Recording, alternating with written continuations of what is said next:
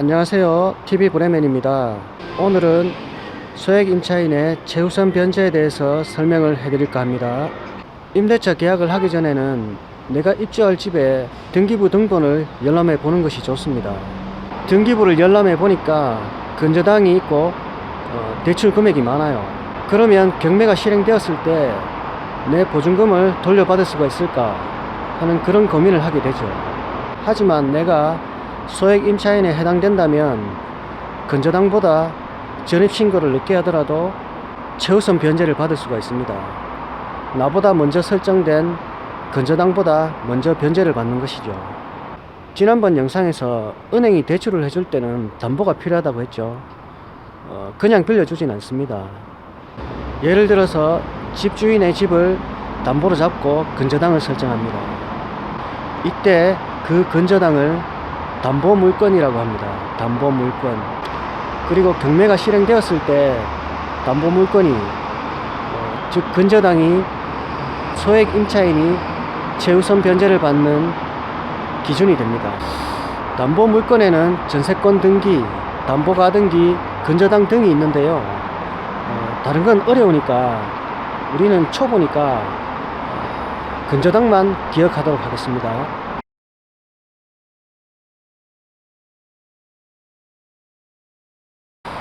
그럼 소액보증금 최우선 변제액 표를 보면서 내 보증금이 최우선 변제를 받을 수 있는 소액보증금에 해당하는지 한번 알아보도록 하겠습니다.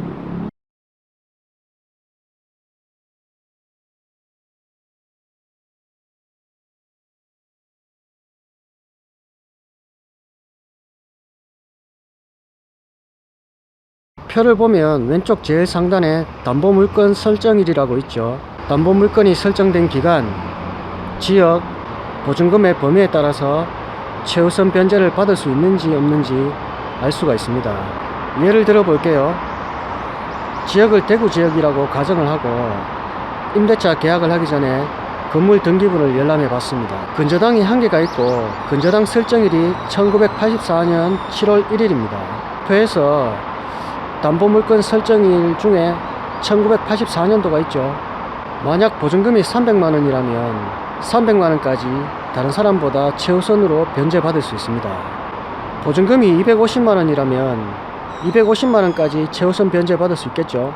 만약에 보증금이 300만원이 넘는다면 근저당을 설정할 당시에는 소액 보증금이 아니었기 때문에 최우선 변제를 받을 수가 없습니다.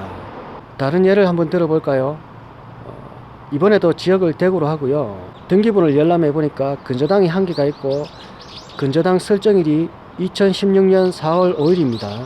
자, 표에서 담보물권 설정일을 보면 어딘지 아시겠죠? 보증금이 6천만원 이하인 경우에 2천만원까지 최우선 변제를 받을 수가 있겠죠. 보증금이 3천만원이라도 2천만원까지 최우선 변제를 받을 수가 있고요.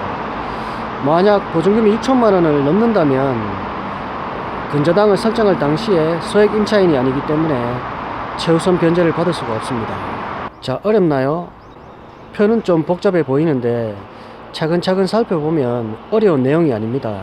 나의 보증금이 소액 보증금에 해당하는지 최우선 변제를 받을 수 있는지 없는지 이제 잘 아시겠죠? 소액 임차인은 배당을 받는 순위하고는 상관이 없기 때문에 전입신고만 해두면 확정일자를 받지 않더라도 배당을 받는데 문제가 없습니다. 그리고 근저당권이나 압류, 가압류 등 다른 권리보다 늦게 전입신고를 하더라도 상관이 없이 최우선 변제를 받을 수가 있습니다. 그리고 주의할 점이 있는데요. 일반적으로 최우선 변제에 대해서 사람들이 가장 착각을 많이 하는 것이 임대차 계약을 기준으로 소액보증금을 판단하는 겁니다. 예를 들면 이런 거죠. 2020년 3월 15일에 대구 지역에서 임대차 계약을 하려는 사람이 있습니다. 이 사람은 자신이 소액 임차인에 해당되는지 여부를 판단하는 기준이 임대차 계약일이라고 생각했습니다. 그래서 보증금 6천만원에 임대차 계약을 하면 2천만원은 무조건 최우선 변제를 받는다고 생각하고 임대차 계약을 해버렸습니다. 이 사람은 보증금 중 일부를 최우선 변제를 받을 수가 있을까요? 자, 이 사람이 계약한 건물의 등기부를 열람해 보니까 근저당이 2008년 9월에 설정되어 있습니다. 근저당 설정일이 2008년 9월이기 때문에 보증금이 5천만원 이하인 경우에 한해서 1,700만원까지 최우선 변제를 받을 수가 있습니다. 안타깝지만 이 사람의 보증금은 2008년 9월 당시에 소액 보증금이 아니었기 때문에 최우선 변제를 받을 수가 없습니다. 그럼 왜 임대차 계약일을 기준으로 하지 않고 담보물건 설정일, 즉 근저당을 설정한 날짜를 기준으로 소액 보증금을 판단할까요? 궁금하지 않습니까? 소액 보증금 표를 보면 아시겠지만 법이 개정될 때마다 금액이 점점 늘어납니다. 그럼 은행에서 한번 근저당 설정을 하고 나서 예측할 수 없게 소액 보증금이 계속 늘어나면 은행 입장에서는 리스크가 점점 커지게 되는 거죠. 은행이 대출을 해줄 때는 자신들이 근저당을 설정하더라도 소액 임차인이 전입신고를 하면 자기들보다 먼저 배당받을 수 있다는 걸 알고 있기 때문에 그 금액을 예측할 수 있어야 됩니다. 그 금액을 예측할 수 없다면 은행에서는 리스크를 떠안고 대출을 해줄 수가 없는 거죠. 그래서 나중에 체결될 임대차 계약서, 임대차 계약일을 기준으로 소액 보증금을 판단할 수가 없고 대출을 해준 그날을 기준으로 소액 보증금을 판단할 수밖에 없는 겁니다. 따라서 근저당을 설정할 당시에 보증금 6천만원 이하인 경우에 2천만원까지 최우선 변제를 해준다고 하더라도 세월이 흘러서 법이 개정되어 가지고 예를 들어서 2억에 5천만원까지 보장해준다 하더라도 은행 입장에서는 그걸 적용하지 않는 겁니다. 은행 입장에서는 그걸 적용하지 않고 6천에 2천만원 최우선 변제를 적용하는 겁니다. 따라서 그 금액은 세월이 지나도 늘어나지 않습니다. 지금까지 소액 임차인의 최우선 변제에 대해서 알아보았는데요.